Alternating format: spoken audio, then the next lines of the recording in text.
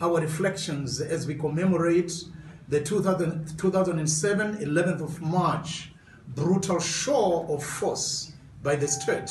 First, the realization of the salvation and a season of enlightenment of Jerusalem. So this is one thing that the prophet states here, that he would want to see the salvation of Jerusalem and the ensuing enlightenment. And if he was speaking in the context of Zimbabwe, it was going to be the salvation of this country and enlightenment of the same. Second, to this end, the prophet and all the like-minded are resolute never ever to relent, but to continue advocating for the realization of the salvation of Jerusalem. He says, I will not remain quiet. I will not hold my peace.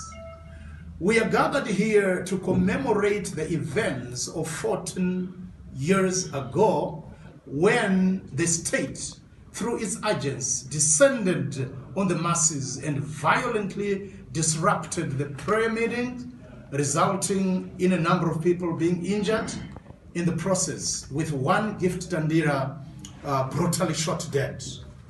And it should be clearly noted that he died at the hands of the state.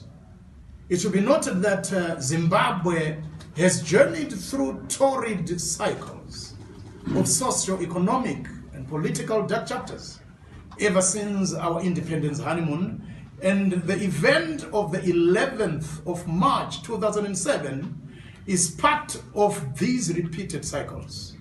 It is tragic to speak it, yet true to say that the cycle in which we are currently is characterized by continued arbitrary arrests. We know very well that some of our young persons are wallowing in prison right now, the likes of Marco, etc., Takuza Ngazwore. They're wallowing in prison.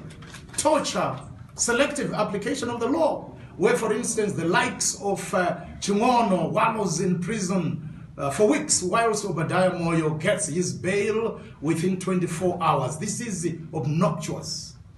There is abuse of lockdown regulations, among many other ills.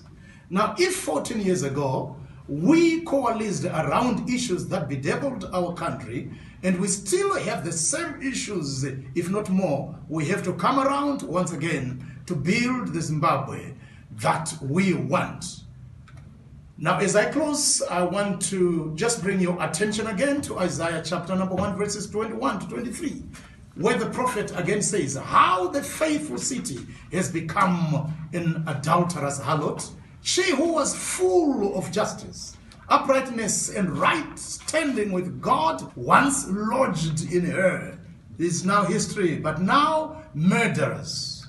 Your silver has become dross, ngura, deflation, devaluation of the currents. Your wine is mixed with water, which means no more values. Your princes are rebels and champions of thieves. Everyone loves bribes and runs after compensation and reward. They judge not for the fatherless, nor defend them. Neither does the cause of the widow come to them, for they delay or turn a deaf ear. Now the prophet, he attributes the devaluation of Jerusalem's currents to 4 vices. And I want you to take note that sanctions is not one of them. He states corruption. He states violence or murder. He states injustice. And number 4, idolatry. I am fully persuaded that these 4 today are the reasons for why we are where we are as Zimbabweans today. And I want to submit that unless we stage up, we stage a persistent resistance, and even perhaps more, this country will continue in cycles of violence.